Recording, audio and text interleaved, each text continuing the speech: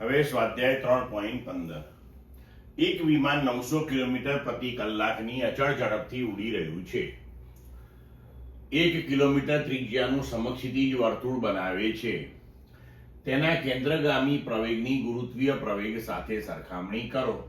મતલબ કે પહેલા તો આપણે કેન્દ્રગામી પ્રવેગ એનો શોધવો પડશે, ત્યારબાદ તેની સરખામણી આપણે ગુરુત્વ પ્રવેગ કે જેનું મૂલ્ય 9.8 મીટર પર સેકન્ડ સ્ક્વેર છે તેની સાથે કરીશું. બરોબર. હવે વિમાનની અચળ ઝડપ 900 કિલોમીટર પ્રતિ કલાક, તો 900 ગુણ્યા 1000 ભાગ્યા 3600 તો થશે 250 મીટર પર સેકન્ડ. બરોબર છે.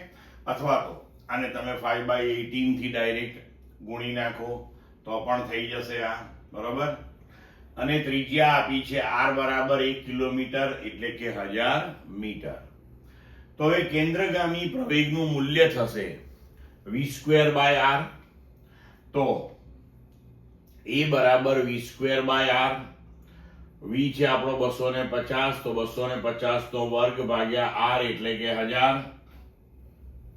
તો કેન્દ્રગામી પ્રવેગનું મૂલ્ય થશે 62.5 મીટર પર સેકન્ડ સ્ક્વેર. હવે તેની આપણે ગુરુત્વીય પ્રવેગ સાથે સરખામણી કરવી છે. તો ગુરુત્વ પ્રવેગ છે 9.8 મીટર પર સેકન્ડ સ્ક્વેર. તો આ બંનેનો આપણે ગુણોત્તર લઈ લઈએ.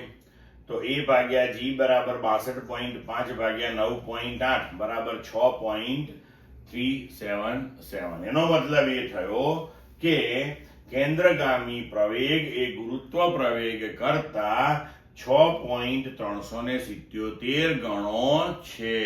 ક્લિયર?